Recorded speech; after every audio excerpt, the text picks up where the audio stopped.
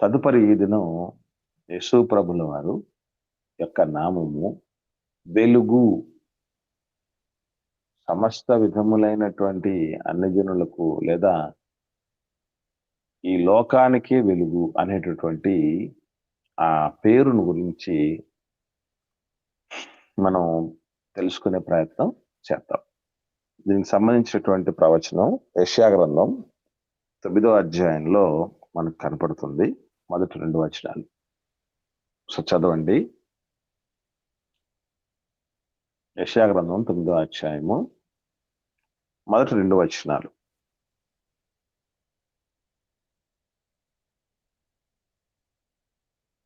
త్వరగా చదవండి. అయినను వేదన పొందిన దేశము మీద మబ్బు నిలవలేదు.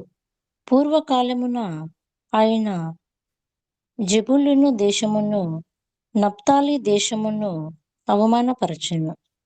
అంత్యకాలమున ఆయన సముద్ర ప్రాంతమును అనగా యోర్దాను అద్దరిని అన్యజనుల గలిలయ ప్రదేశమును మహిమ గలదానిగా చేయుచున్నాడు. చీకటి నడుచు జనులు గొప్ప వెలుగును చూచుచున్నారు. మరణ ఛాయల గల దేశ నివాసుల మీద వెలుగు ప్రకాశించును. గమనించండి. చీకటిలో నడుచు జనులకు గొప్ప వెలుగు ప్రకాశిస్తుందట. మరణఛాయలో ఉన్నటువంటి వాళ్ళకు కూడా ఆ జీవం వస్తుంది అని చెప్పడం జరిగింది. దీన్ని 2 విధాలుగా మనం ఆలోచన చేయాలి. యెషయా గారి కాలంలో కొన్ని ప్రాంతాలు, ఇశ్రాయేలుల యొక్క కొన్ని ప్రాంతాలు అన్ని జనుల యొక్క చెరలో ఉన్నాయి. వాళ్ళ బానిసత్వంలో ఉండటం జరిగింది. అటువంటి వాళ్ళ బానిసత్వంలో నుంచి మిమ్మల్ని విడిపించేటటువంటి పరిస్థితులను, సమయాలను నేను తీసుకుని వస్తాను అని దేవుడు చెప్పినటువంటి మాట అయితే, ఇక రెండవ విషయం దేని కొరకు ఇది రాయబడిందంటే యేసు ప్రభుల వారి కోసం. అది ఎలా చెప్పగలం అనంటే మత్తయి సువార్త 4వ అధ్యాయంలో దీన్ని నెరవేర్పు ఉంది. చూద్దాం. 14 నుంచి 16 వచనాలు. మత్తయి సువార్త 4వ అధ్యాయంలో 14 నుండి 16 వచనాల్లో చెప్పబడినటువంటి మాటలు ఒకసారి గమనిస్తాం మనం.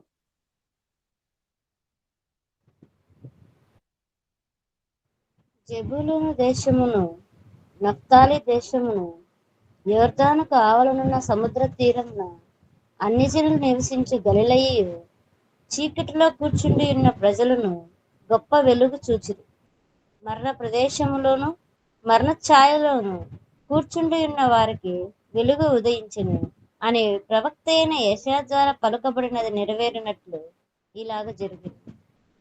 చాలా స్పష్టంగా యెషయా గ్రంథం 9వ అధ్యాయంలో తొలి 2 వచనాల్లో చెప్పబడినటువంటి ఈ మాటని మత్తయి సువార్త 4వ అధ్యాయం 14 నుంచి 16 వచనాల్లో ఖచ్చితంగా ప్రవక్త అయిన యెషయా అనే పేరుతో సహా మెన్షనింగ్ చేసి ఇది నెరవేరింది. కాబట్టి ఆ గొప్ప వెలుగు ఎవరని చెప్తున్నట్టు? ఆ గొప్ప వెలుగు ఎవరని చెప్తున్నట్టు చెప్పండి. యెషయా గ్రంథంలో చెప్పబడినటువంటి గొప్ప వెలుగు యేసుక్రీస్తు ప్రభుల వారు. ఆయన వెలుగు అని మనం ఎలా కన్ఫర్మ్ చేసుకోవాలి? వెలుగు అంటే అర్థం ఏంటి? ఇవన్నీ కూడా మనకు తెలియాలి. ప్రపంచంలో వెలుగు అని కొందరికి మాత్రమే చెప్తారు. ఇప్పుడు ఉదాహరణకి దళితుల ఆశాజ్యోతి అని భారతదేశంలో అణగారిన వర్గాల వాళ్ళ యొక్క ఆశాజ్యోతిగా డాక్టర్ బిఆర్ అంబేద్కర్ గారిని చెప్తారు. తెలుసా అండి? దళితుల ఆశాజ్యోతి అని ఆయనకు పేరు. ఆసియా జ్యోతి అని ఇంకొక ఆయనకు పేరుంది. ఆసియా ఖండానికే జ్యోతి అన్నటువంటి పేరు ఇంకొక ఆయనకు ఉంది. ఆయన పేరే గౌతమ బుద్ధుడు. మరి యేసు ప్రభు అనేటటువంటి ఈ వెలుగు ఎవరికి వెలుగు, ఎంతమందికి వెలుగు? దళితుల వెలుగా, ఆసియా వెలుగా, ఎవరికి ఆయన వెలుగు అని అంటే చాలా క్లారిటీగా దేవుడు చెప్పడం జరిగింది. చీకటిలో ఉన్న వాళ్ళకు ఆయన వెలుగు. చీకటి అనగానే అక్కడ చెప్తున్న మరొక ఉద్దేశం ఏంటంటే మరణ ఛాయ అంటాడు. మరణ ఛాయలో ఎవరుంటారు? మరణ ఛాయలో ఎవరుంటారండి? పాపము చేసిన పాపం అంతే, చేసిన వెరీ గుడ్. తిరుగులేదు. చీకటిలో ఉన్నవారు. చీకటిలో ఉన్నవారు, మరణఛాయలో ఉన్నవారంటే చీకటిలో ఉన్నవాళ్ళు. చీకటి అంటే దేవుడు చెప్పిన డెఫినేషన్ ఏంటంటే పాపం. ఇదెలా మనం కన్ఫర్మ్ చేసుకోగలం అని అంటే ఒకసారి బైబిల్లో చెప్పినటువంటి విషయాలని జాగ్రత్తగా మనం పరిశీలించేద్దాం. అదే అపోస్తలుల కార్యములు 26వ అధ్యాయము 18వ వచనం చూద్దాం. 18వ వచనం ఇక్కడ ఏముందో చూడండి. వారు చీకటిలో నుండి వెలుగులోనికి, సాతాను అధికారం నుండి దేవుని వైపునకు తిరిగి, నా యందలి విశ్వాసం చేత పాప క్షమాపణను, పరిశుద్ధపరచబడిన వారిలో స్వాస్థ్యమును పొందినట్లు వారి కన్నులు తెరచుటకై నేను నిన్ను వారి యొద్దకు పంపెదనని చెప్పాను. ఇక్కడ ఈ మాట ద్వారా మనం అర్థం చేసుకోవాల్సిన విషయం అర్థమైందండి. చీకటి అంటే ఏంటి, చీకటి అంటే ఏంటో ఇక్కడ రాయబడింది మనకి క్లారిటీగా. సాతాను అధికారం అని అర్థం.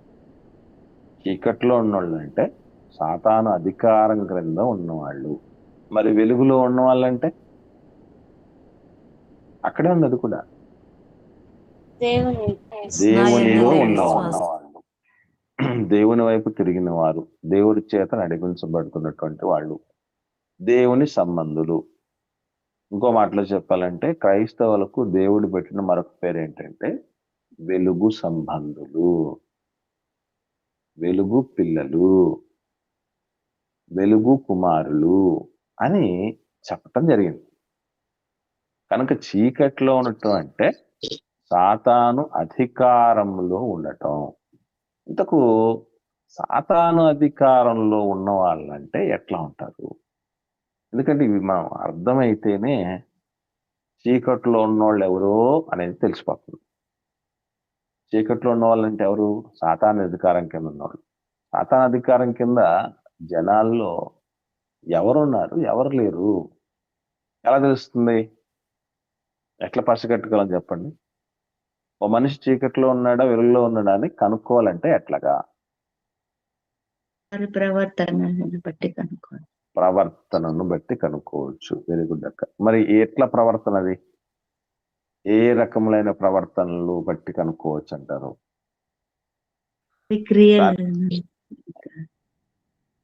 అదే అదే క్రియలు అంటే ఇక్కడ మనం గుర్తుపెట్టుకోవాల్సిన విషయం ఏంటంటే క్లారిటీగా కొన్ని విషయాలు చూద్దాం, మనం ఆలోచన చేద్దాం. అంటే వెలుగులో ఉన్న వాళ్ళమ్మా, ఇప్పుడు లోకంలో ఉన్న వాళ్ళ సంగతి పక్కన పెడదాం. మనమైనా వెలుగులో ఉన్నవాళ్ళమా చీకట్లో ఉన్నవాళ్ళం అని ఎలా కన్ఫర్మ్ చేసుకోవాలి? ముందు తెలియాలి ఫస్ట్ ఆఫ్ ఆల్ మనకి. సో ఇందులో భాగంగా మనం తెలుసుకోవాల్సిన విషయం, యేసు ప్రభువుల వారు ఏం చెప్పారంటే నీ దేహానికి దీపం కన్ను అన్నాడు ప్రభు కదా. మన దేహానికి దీపం కన్ను. ఆ కన్ను చీకటి అయితే దేహమంతా చీకటమయమైపోతుంది. అది వెలుగైతే దేహమంతా వెలుగవుతుంది అని ఒక క్లూ చెప్పాడు యేసు ప్రభువు వారు. అంటే మనం చీకటి సంబంధులమా కాదా అని ఒక్కరు మన దేహంలో ఉన్నటువంటి ఒక అవయవం పట్టించేస్తుంది అనమాట మనల్ని. ఎవరా అవయవం అంటే కన్ను.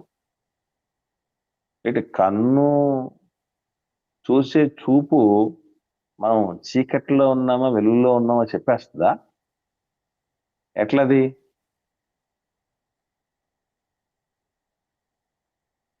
ప్రభు చెప్పాడండి, బానే ఉంది. ప్రభు చెప్పాడు కాబట్టి మనం అలా చదువుకుంటూ వెళ్ళిపోవటమేనా? దాన్ని అర్థం చేసుకోవాలి, ఆకలింపు చేసుకోవాలి కదా.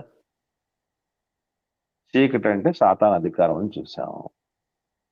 చీకటి అంటే కన్ను చెడిపోవటం అనేది చూసాము. ఇంతకు మనం చీకట్లో ఉన్నాం లేదా, ఒక మనిషి చీకట్లో ఉన్నారు లేదని ఎలా తెలుసుకోవాలి?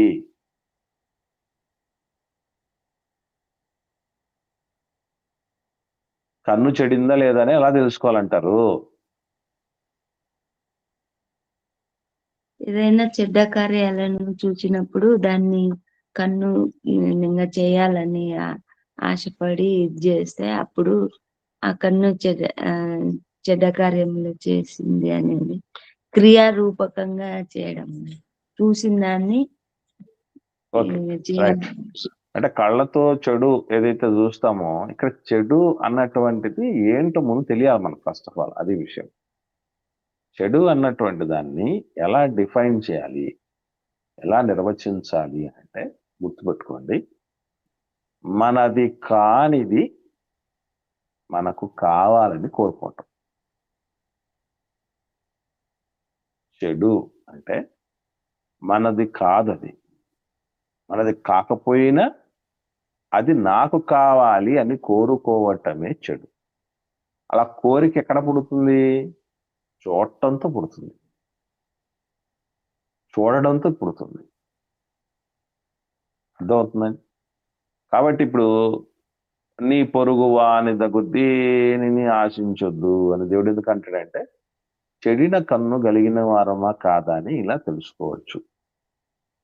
అంటే ఒకరికి వెళ్ళవలసిన ఘనతను మనం తీసుకోవాలని చూసుకోవటం, ఒకరికి రావాల్సినటువంటి లాభాన్ని మనం లాగేసుకోవటం, ఒకరు చెందాల్సినటువంటి సంతోషాన్ని మనం లాగేసుకోవటం, ఇలా ఏదైతే ఉందో అదంతా కూడా చెడిన కన్ను కలిగినటువంటి వారి లక్షణాలు. నీ పొరుగు వాని భార్యని కూడా ఆశించొద్దు అని ఎందుకు చెప్తున్నాడు దేవుడు? చెడిన కన్ను కలిగిన వాళ్ళు తన సొంత జీవిత భాగస్వామిని కాకుండా వేరొకరిని కోరుకుంటారు. అది కూడా చెడిన కన్ను కలిగినటువంటి వాళ్ళు, చీకట్లో ఉన్నటువంటి వాళ్ళు, సాతాను క్రింద ఉన్నటువంటి వాళ్ళు.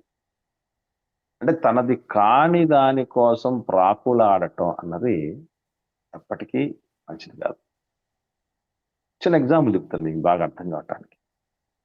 వివాహమైనటువంటి కుమారుడి విషయంలో అమ్మ, ప్రతి తల్లి గ్రహించాల్సినటువంటి ఒక విషయం ఉంది. ఆమె కూడా చీకటిలో ఉండేటటువంటి కొన్ని పనులు చేయటానికి అవకాశం ఉంది వివాహమైన కుమారుడి విషయంలో. ఎట్లాగూ అంటే యాక్చువల్లీ ఫస్ట్ ప్రియారిటీ తల్లికి కాదు ఇవ్వాల్సింది, వివాహమైన కుమారుడు. మీరు దీంతో ఏకీభవిస్తారా? భూమి మీద ఉన్న మనుషులలో మొదటి స్థానము, టాప్ ప్రియారిటీ ఇవ్వవలసింది అమ్మకో, నాన్నకో, తోబుట్టులకో, ఇంకొకరికో కాదు, పురుషుడు. దీంతో ఏకీభవిస్తారా? కేవలం భార్యకి మాత్రమే ఇవ్వాలి.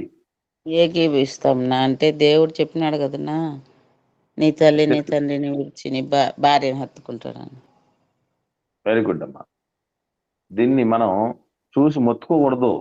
ఆయన భార్యను హత్తుకుంటాడని చెప్పిన దాన్ని చూసి చాలా మంది తల్లిదండ్రులు మొత్తుకోడు. చిత్రమైన విషయం చెప్పమంటారా? చిత్రమైన విషయం.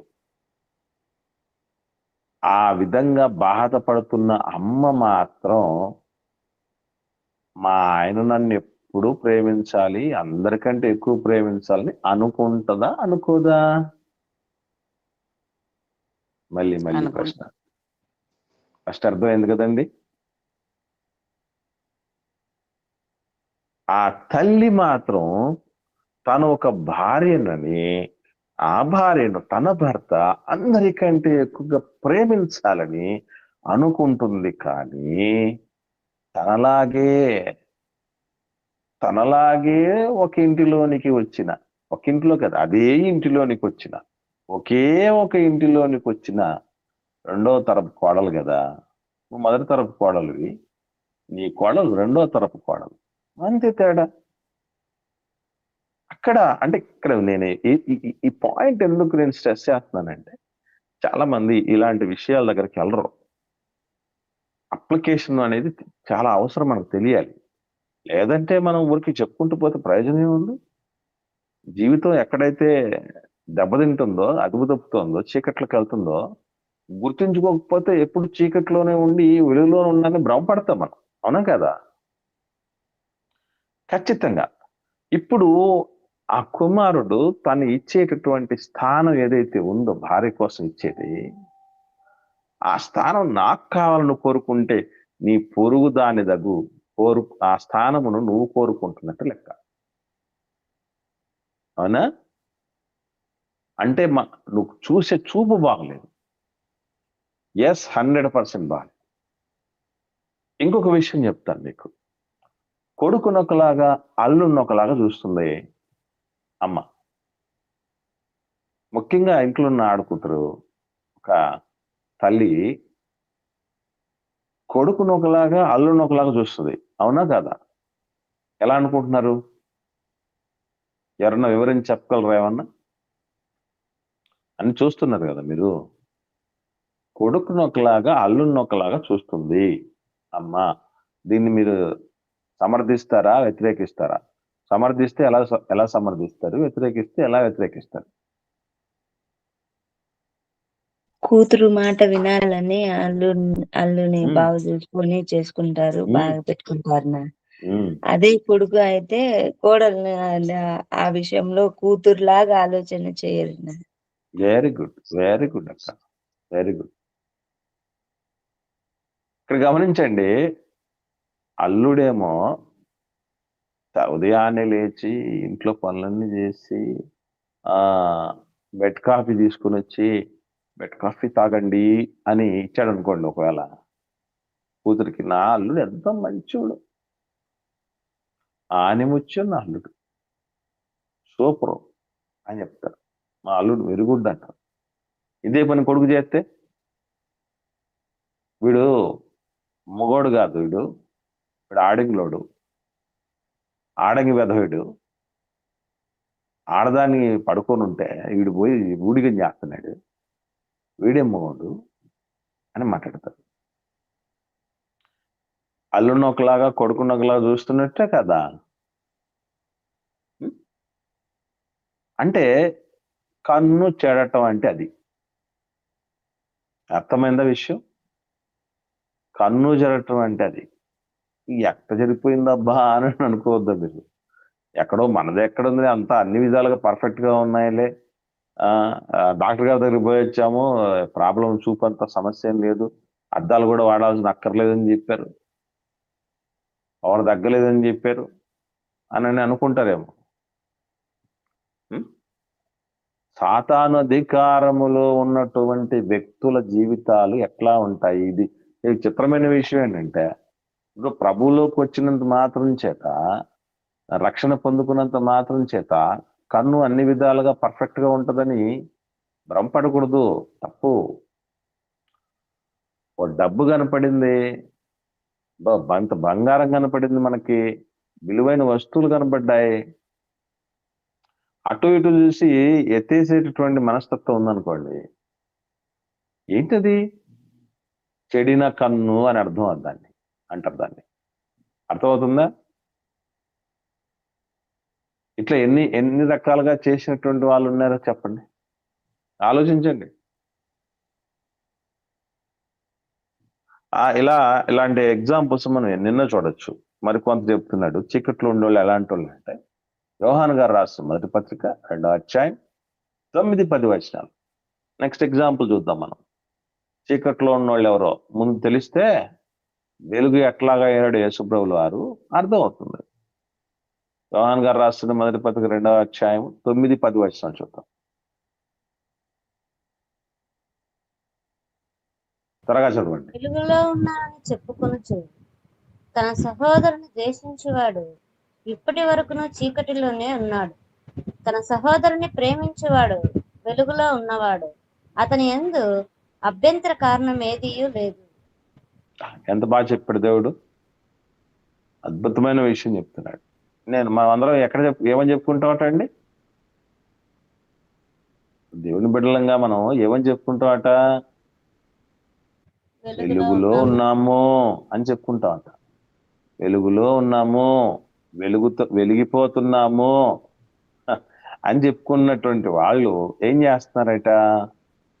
సహోదరుని ద్వేషిస్తున్నారు. ఇక్కడ గుర్తుపెట్టుకోవాల్సిన విషయం అంటే, సహోదరులు అంటే ఎవరో తెలియాలి ముందు మనకి. లోకంలో ఉండేటువంటి వాళ్ళందరూ సహోదరుల కింద లెక్కేనా? మళ్ళీ అడుగుతున్నాను ప్రశ్న. సహోదరులు అంటే లోకంలో ఉన్న వాళ్ళందరూ కూడా మనకు సహోదరుల కింద లెక్కేనా? కాదన్న.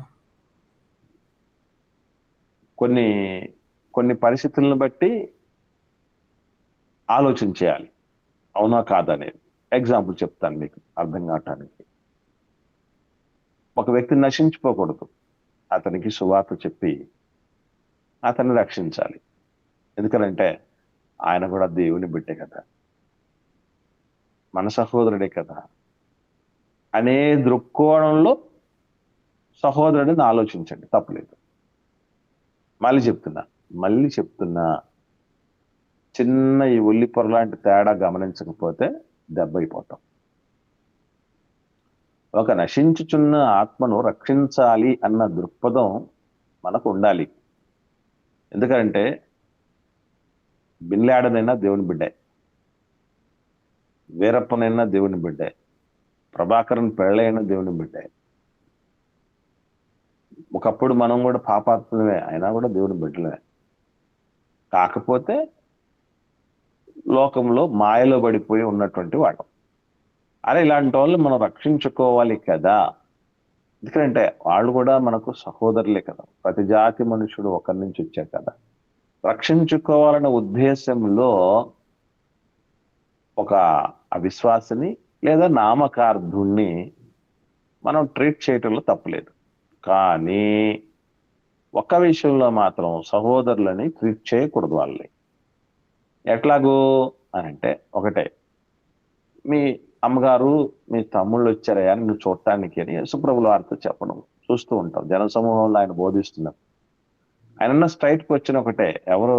నా సహోదరులు అని అడిగాడు. పరలోకమందున్న నా తండ్రి చిత్తము చొప్పున చేయవాడే నా సహోదరులు అని చెప్పాడు. ఇప్పుడు ఎవరితో పడితే వాళ్ళతో మనం పోయి వాళ్లకు సత్యవాక్య ప్రమాణం ప్రకారం జీవితం ఉండదు, ఆదర్శం ఉండదు, ఏమండి మాదిరి ఉండదు, దేవుడి వైపు తిప్పినటువంటి గుణం ఉండదు, దేవుడి కోసం ప్రయాసపడిన తత్వం ఉండదు, దేవుడి కోసం ఎన్నో త్యాగాలు చేసిన పరిస్థితి ఉండదు, దేవుడి కోసం ప్రతినిధులను నిలబెట్టిన పరిస్థితి ఉండదు. అయినా వాళ్ళను మా సహోదరుల ఐక్యత ఎంత మనోహరం, ఎంత మేలు అని మాట్లాడుతుంటారు. పరలోకమందున్న తండ్రి చిత్తము నెరవేర్చినటువంటి వాళ్ళేనా కాదా అనేది ఆలోచన చేయాలి. కానీ ఏది ఏమైనా మనం గుర్తుపెట్టుకోవాల్సిన విషయం ఏంటంటే, ఇక్కడ ద్వేషించటం అనేటటువంటిది ప్రియారిటీ తగ్గించటం అని అర్థం, మర్చిపోకండి. వాస్తవంగా ఫస్ట్ ప్రియారిటీ ఎవరికి ఇవ్వాలి అని అంటే, విశ్వాస గృహమునకు చేరిన వారి ఎడల ఇవ్వాలి. వాళ్ళ దగ్గరే ఆలోచన చేద్దాం. అదే సహోదరుడు అంటే అర్థం. ఇక్కడ చెప్పబడినటువంటి సహోదరుడు ఎవరు అంటే, మీరు రక్షణ పొంది ఉంటే, నేను రక్షణ పొంది ఉంటే మనం మాత్రమే సహోదరులు. క్రీస్తు రక్తము చేత కడగబడి దేవుడి సంఘంలో చేర్చబడినటువంటి, ఉపదేశ క్రమం అనుసరించినటువంటి బాప్తిస్వం రక్షణ పొందినటువంటి వారు సహోదరులు, సహోదరులు. ఇట్లాంటి వాళ్ళలో కూడా ఒకరిని మనం ద్వేషిస్తున్నామంటే, ఏదో వ్యక్తిగత కారణాన్ని బట్టో, లేకపోతే నీకు నచ్చలేదనో నాకు నచ్చలేదనో ద్వేషిస్తూ ఉంటే అదే చీకట్లో ఉండటం. ఉంటాయి లేవండి ఇలాంటి కారణాలు. ఇలాంటి కారణాలు ఉంటాయో ఉండవు. సంఘంలో మాకు వాళ్ళంటే పడదండి, వీళ్ళంటే పడదండి ఎప్పుడు చెప్పుకుంటూ ఉంటారు. అఫ్ కోర్స్ వాళ్ళు నిజంగా దేవుళ్ళలో ఉన్నామని వాళ్ళు తప్పిపోయిన పరిస్థితిలో ఉంటే నో ప్రాబ్లం. వాళ్ళు పర్ఫెక్ట్ గా ఉన్నటువంటి వాళ్ళను కూడా ద్వేషించేటటువంటి లక్షణమే చీకటిలో ఉండటం, మరణఛాయలో ఉండటం అనేది మరొకటి. ఇక్కడ ఈ వ్యక్తిగత అభిప్రాయాలు అవే ఇవో కాదు. అట్లా అనుకుంటే ప్రతి మనిషిలో ఏవో కొన్ని ఉండనే ఉంటాయి. లేకుండా ఉన్నటువంటి వాళ్ళు ఎవరు ఉంటారు అట్లా? లోపాలు లేనటువంటి వాళ్ళు. లోకంలో సాగుతుంది, అప్పు చేయనోడు తప్పు చేయనోడు భూమి మీద ఎవడు ఉండడట. ఏదో ఒక రూపైనా ఎవరో ఒకరు ఎప్పుడో ఒక చోట అప్పు అయినా చేస్తూ ఉంటారు, తప్పు చేస్తూ ఉంటారు. అంటే దాన్ని మనం ఆలోచన చేస్తూ పోతే ఎవరితో కలిసి వాళ్ళకి దక్కలేం మనం కదా. అది ప్రక్కన పెడితే కేవలం లేఖనానుసారంగా ఉన్నటువంటి సంగతి క్రమానికి కూడా కట్టుబడినటువంటి వ్యక్తులు ఉంటారు కొంతమంది. వాళ్ళని సరిచేసేటువంటి బాధ్యత దేవుడు తీసుకుంటాడు, దైవజనుడు తీసుకుంటాడు. నీకు నాకు అనవసరమైన ద్వేషం అక్కడ పనికిరాదు. చిన్న ఎగ్జాంపుల్ చెప్తాను నీకు అర్థం కావటానికి. జబదయి కుమారులను జబదయి కుమారుల తల్లి తీసుకురావడం జరిగింది కదండి. అయ్యా నా కుమారులో ఒకడిని కుడివైపున ఒకడిని ఎడమవైపున కూర్చొని ఇవ్వాలా అని అన్నప్పుడు యేసుప్రభువారు ఆయన క్లారిటీ ఆయన ఇస్తాడు. ఇచ్చిన తర్వాత అక్కడ ఉన్నటువంటి మిగిలిన శిష్యులు వీళ్ళ మీద కోపపడతారని రాయబడింది. గమనించారా మీరు?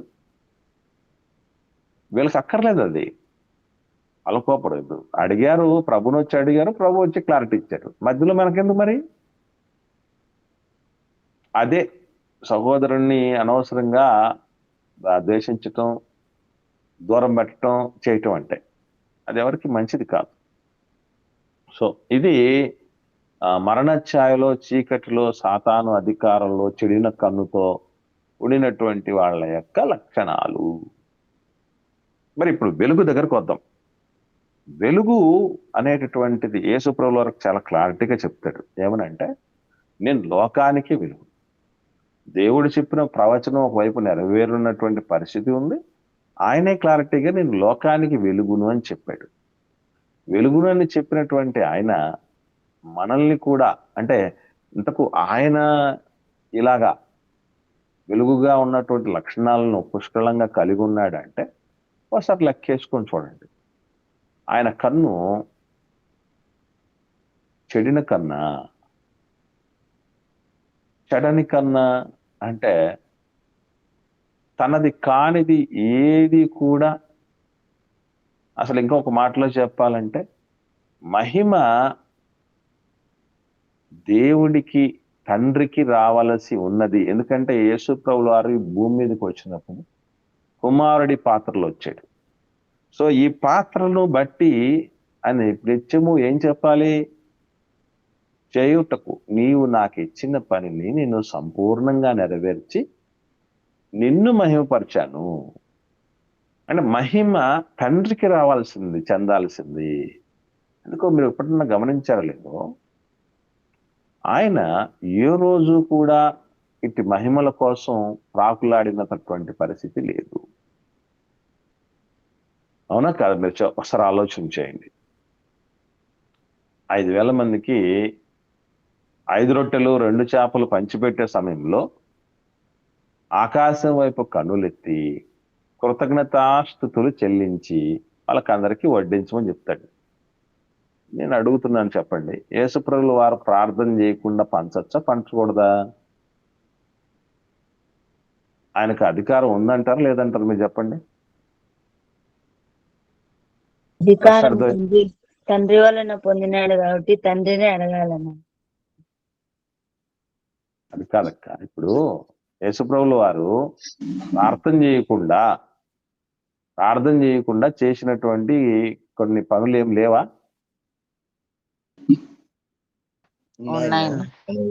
ఉన్నాయి. ఆయన ఓన్ గా చేసినటువంటి పరిస్థితులు ఉంటాయి. లే అన్నాడు, నీ పరుపు ఎత్తుకురా అన్నాడు, ప్రార్థన చేసాడేంటి?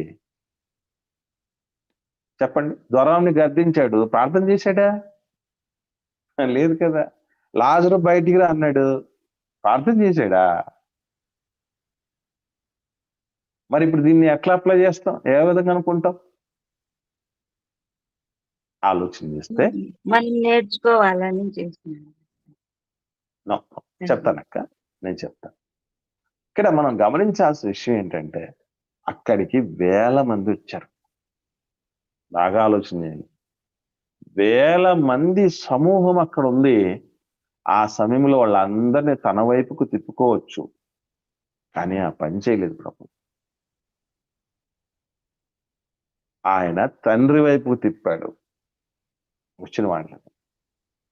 అంటే ఆ హక్కు అధికారం ఆయనకు ఉంది, కానీ దాన్ని వినియోగించుకోవాలి.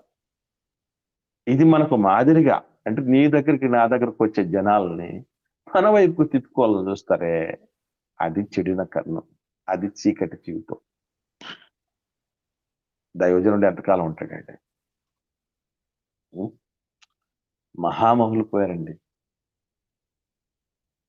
జనాలను ఎంతగానో ప్రభావితం చేసి ధర్మశాస్త్రము ఇచ్చినటువంటి మహనీయుడు, మహానాయకుడే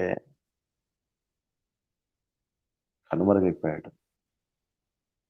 దైవజనుడు ఏమాత్రపోడు. ఎస్, ఇవన్నీ గ్రహించే మనం ఏం చేయాలి అంటే, జనాలను చూచినప్పుడు నా వైపు తిప్పుకోవాలి, నా స్వాధీనంలో ఉంచుకోవాలన్నటువంటి తపన మనకి ఎప్పుడు కలిగి ఉండకూడదు. అదే వెలుగు సంబంధం యొక్క లక్ష్యం, మర్చిపోకండి.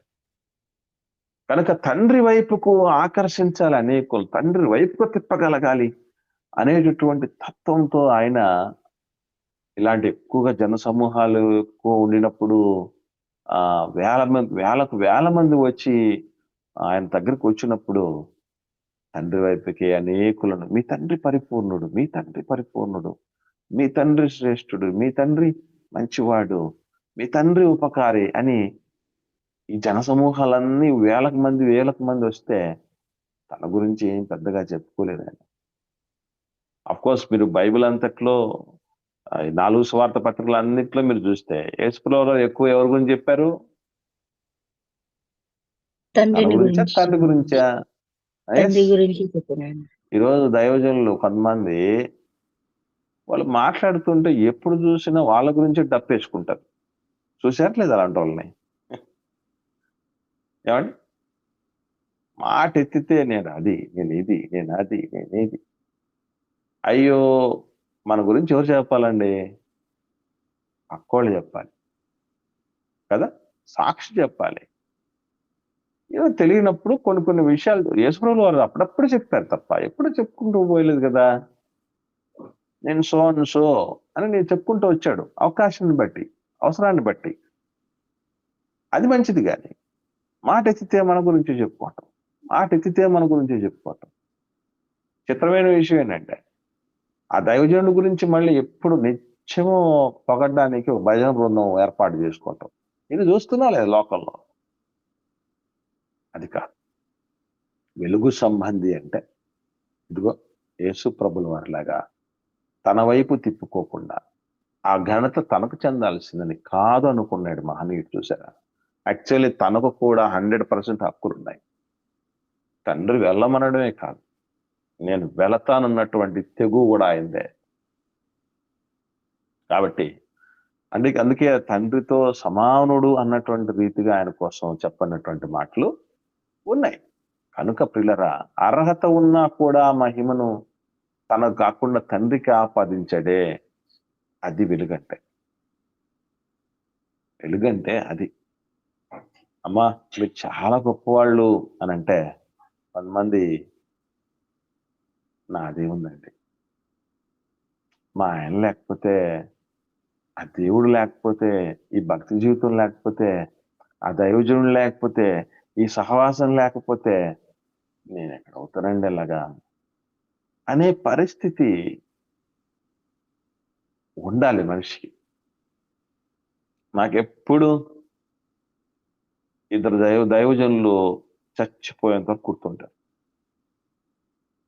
ఎందుకంటే వాళ్ళనే కనుక దేవుడు పుట్టించి నా వరకు తీసుకురాకపోతే నేనేమైపోయేవాడును అనిపిస్తుంటది. ఒకటి లోకల్గా మాకు కడపలో ఉండేటటువంటి, నన్ను అనేక రీతులుగా ప్రోత్సహించినటువంటి మా మామగారు ఉన్నారు. ఆయన చనిపోయారు. ఆయన తర్వాత ఈ సత్యంలోని తీసుకుని వచ్చినటువంటి దైవజనులు ఉన్నారు. వాళ్ళు ఇరువురు నన్ను నాకెప్పుడు గుర్తుంటారు. అలా లేకపోతే వాళ్ళే కాదు, తర్వాత చాలా మంది చిన్నోడు కదా అని తృణీకరించకుండా ప్రోత్సహించారు, బలపరిచారు, దీవించారు, ఈ స్థితిలో మనం ఉంచారు. అంటే మనదంటూ ఏముంది, ఇలాంటి వాళ్ళు లేకపోతే మన సంగతి ఏముంది అన్నటువంటి ఆలోచన. అసలు ఈ ఘనత, ఈ స్థితికి వచ్చింది మనది కాదు. దేవుడితో మొదలు పెట్టుకుంటే చాలా మంది పెట్టినటువంటి భిక్ష అనే భావన మనల్ని కంట్రోల్లో వస్తుంది. పొంగిపోయి పొయ్యిలో పడ, చాలా లోకంలో సామెత ఉంది కదా, పొంగిపోయేది ఎందుకట, పొంగిపోయేది ఎందుకట అంటే పొయ్యిలో పడ్డానికట. కాబట్టి అట్లా కాకుండా మనం వాస్తవాన్ని గ్రహించి నిలవాల్సినటువంటి అక్కర ఉంది. యేసుప్రభుల వారు నీ గమనించగలిగితే ఈ పని, మీకు ఒక విషయం తెలుసో తెలియదు, యేసుప్రభుల వారు కూడా మనలాంటి దేహంలోనికి వచ్చాడు. ఆయన ఈ దేహంలో ఉండినప్పుడు పేదరికపు కుటుంబంలో కదండి పుట్టింది ఆయన.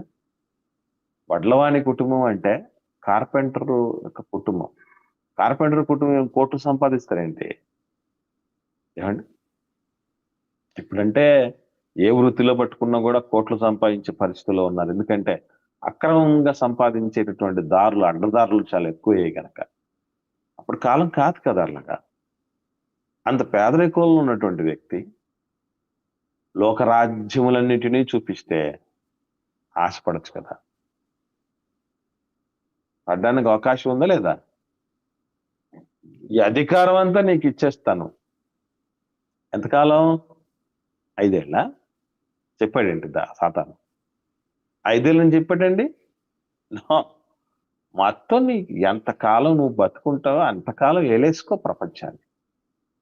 చిన్న పని చెయ్యి, ఇక్కడ ఎవరు లేరు, నువ్వు నేను తప్ప, నా పాదాలకు మొక్కు అంటాడు.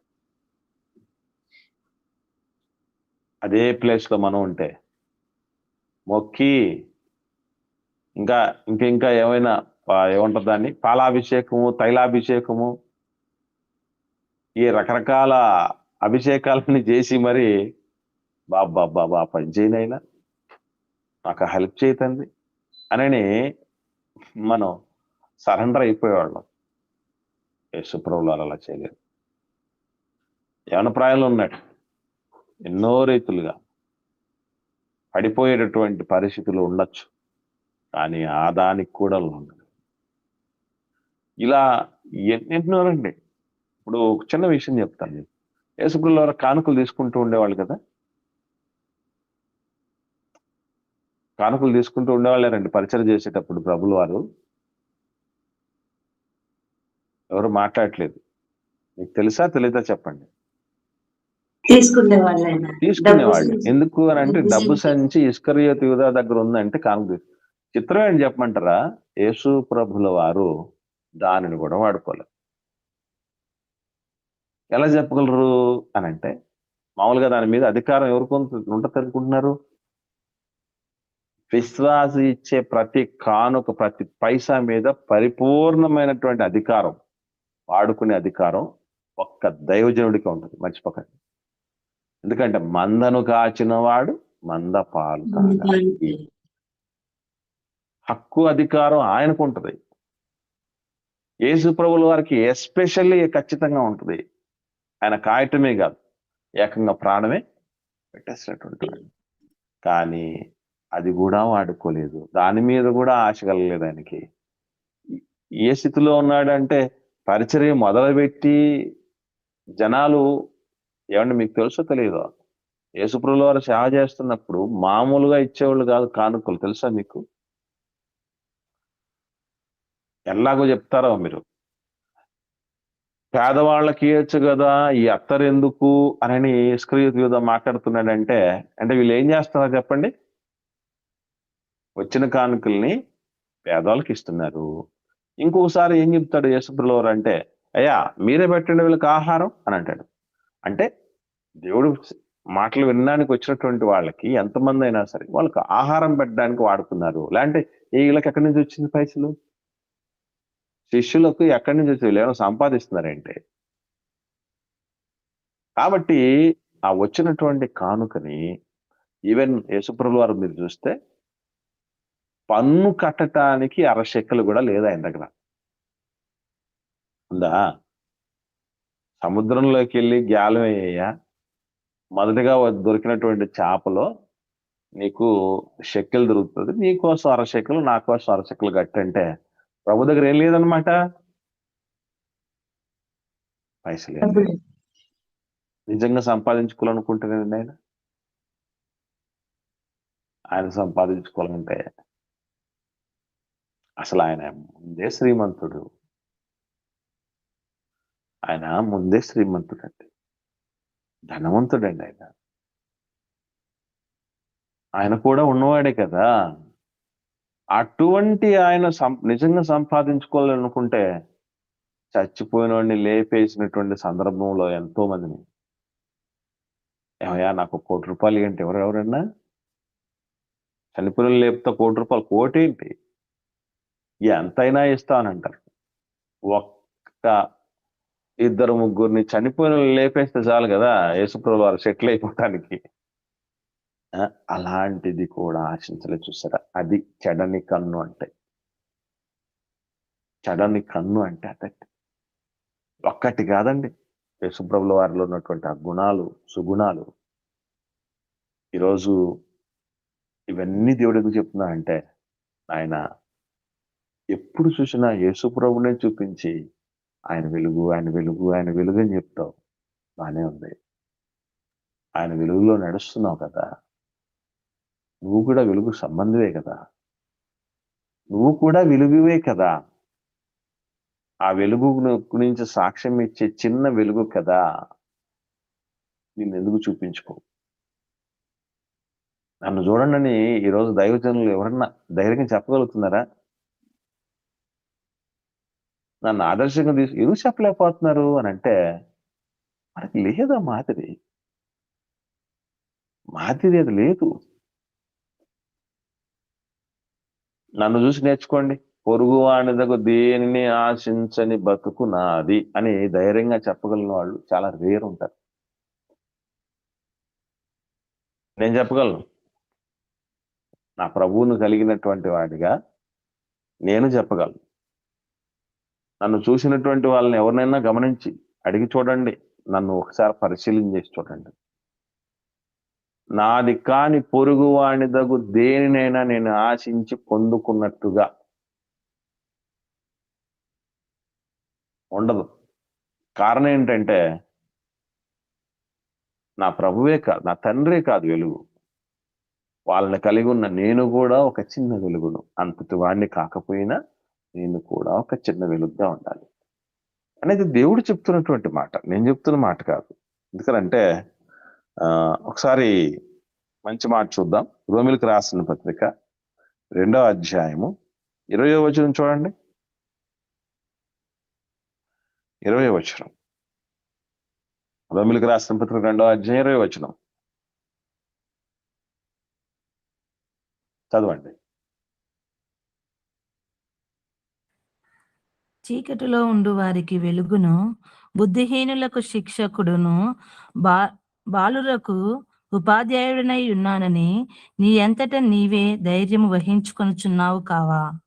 ఇక్కడ గమనించండి, ఇశ్రాయేలుడిని లేదా యూదుని, ఇప్పుడు క్రైస్తవుడిని ఉద్దేశించి చెప్తున్న మాట ఏంటే, మనం ఎవరు అట? చీకటిలో ఉండు వారికి వెలుగునము.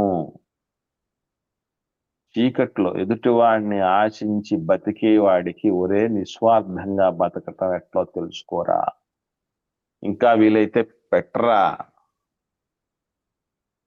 ఇది కానిది ఆశించటం కాదు, నువ్వు కష్టించి సంపాదించిన దాన్ని ఇతరులకు పెట్టు అని నేర్పించే వెలుగు ఉంది చూసారా, అదే అసలు వెలుగు, అదే అసలు వెలుగు. అందుకే చెప్తున్నాడు, చీకటిలో ఉండు వానికి వెలుగులు అని. మనం వెలుగుగా ఉండాలంటే ఒకటే చేయాలి. యేసుప్రభువు చెప్తున్నారు. 11వ అధ్యాయం యోహాను సువార్త 9-10 వచనాలు చూద్దాం. యోహాను సువార్త 11వ అధ్యాయం 9-10 వచనాలు చూద్దాం. ప్రభు చెప్తున్నటువంటి మాట. అందుకు యేసు, వెలుగు 12 గంపలు ఉన్నవి కదా, అవి 11 అలా 12 గంపలు కాస్తలేదు, గంటలు అందుకు గంటలు. యేసు పగలు 12 పగలు గంటలు 12 ఉన్నది. గంటలు ఉన్నది కదా, ఇతడు పగటి వేళ నడిచినవాడు. ఈ లోకపు వెలుగును చూచును గనక త్రొట్టుపడడు. ఉమ్. అయితే రాత్రి వేళ ఒకడు నడిచిన ఎడల వాని యందు వెలుగులేదు గనక వాడు త్రొట్టుపడునని చెప్పాను. ఇక్కడ ఆయన 10వ వచనం అయిపోయిందక్క. అయితే రాత్రి వేళ ఒకడు నడిచిన ఎడల వాని యందు వెలుగులేదు గనక వాడు త్రొట్టుపడునని చెప్పాను. ఇక్కడ మీరు గమనించండి, యేసుప్రభుల వరకు మాట చెప్తున్నారు. పగట్లో నడిస్తే కింద పడిపోమట. ఎందుకనంటే వెలుగులో ఉన్నాం గనక. రాత్రిలో నడిచేటటువంటి వాడు ఖచ్చితంగా పడిపోతాడు అంటున్నాడు. ఇంతకు రాత్రి నడవటం అంటే ఏంటి, పగలు నడవటం అంటే ఏంటి అనుకుంటున్నారు? పగలు నడవటం అంటే గుర్తుపెట్టుకోండి, నీ వాక్యము నా పాదములకు దీపము, నా త్రోవకు వెలుగు. అంటే వాక్యానుసారముగా, దేవుని సత్యవాక్యానుసారముగా జీవితాన్ని కలిగి ఉన్నటువంటి వ్యక్తులంతా పగటి సంబంధులు. కానీ ఈరోజు పగటి వేషగాళ్ళలాగా బతుకుతున్నారు తప్ప పగటి సంబంధులుగా బతికే వాళ్ళు కరువయ్యారు. అది గుర్తుపెట్టుకోండి. ఆ వాక్యానుసారమైన జీవితాలని తొంగలో దొక్కేసి ఇష్టం వచ్చినటువంటి రీతిగా బతికేటటువంటి వాళ్ళు చీకటి సంబంధులు, లేదా రాత్రి సంబంధులు, లేదా సాతాను సంబంధులు, లేదా దుష్ట సంబంధులు అని మర్చిపోకూడదు. దేవుడు మనకు ఒక అవకాశం ఇచ్చాడు. లోకంలో ఒక సామెత ఉంది కదా, దీపం ఉన్నప్పుడే ఇల్లు చక్కబెట్టుకో అని చెప్పినట్టు యేసుప్రభువు వారు ఈ మాట ఇప్పుడు చెప్పాడు. ఒకసారి ఆ మాట కూడా చూద్దాం మనం. ఏమంటే 12వ అధ్యాయం, ఇదే యోహాను సువార్త 12వ అధ్యాయం 35-36 వచనాలు చూడండి. 35-36 వచనాలు. అందుకు యేసు, ఈ శబ్దం నా కొరకు రాలేదు. 30-36. 35వ వచనం 36వ వచనం. అందుకు యేసు, ఇంకా కొంతకాలము వెలుగు మీ మధ్య ఉండును, చీకటి మిమ్మల్ని కమ్ముకొనకుండునట్లు మీకు వెలుగు ఉండగానే నడువుడి. చీకటిలో నడుచువాడు తాను ఎక్కడికి పోవచ్చున్నాడో ఎరుగడు. మీరు వెలుగు సంబంధులగునట్లు మీకు వెలుగు ఉండగానే వెలుగునందు విశ్వాసం ఉంచుడని వారితో చెప్పాను. ఎంత క్లారిటీగా చెప్తున్నారు చూడండి ప్రభుల వారు. మీకు వెలుగు ఉండగానే చీకటి వచ్చేస్తుంది జీవితంలోకి. ఈరోజు శరీరం సహకరించని రోజు రాక మునిపే జవసత్వాలు ఉన్నప్పుడే దేవుడు కోరినటువంటి ప్రతి పనిని నెరవేర్చాలి. అది వెలుగు సంబంధం. వెలుగుగా యేసు ప్రభుల వారు నిలిచి గెలిచి ఆ మార్గాన్ని మన ముందు నిలిపి నడవండ్రా అని మనకి ఇచ్చాడు అవకాశం. కాబట్టి ఇప్పుడు మనం వెలగాలి, వెలిగించాలి. ఇదండి యేసుక్రీస్తు ప్రభుల వారు జనములకు వెలుగు అన్న పాఠం యొక్క అర్థం. ఎవరికైనా ఏమైనా సందేహాలు ఉంటే అడగండి. లేని పక్షాన అధ్యక్షుల వారు సమయం తీసుకోండి.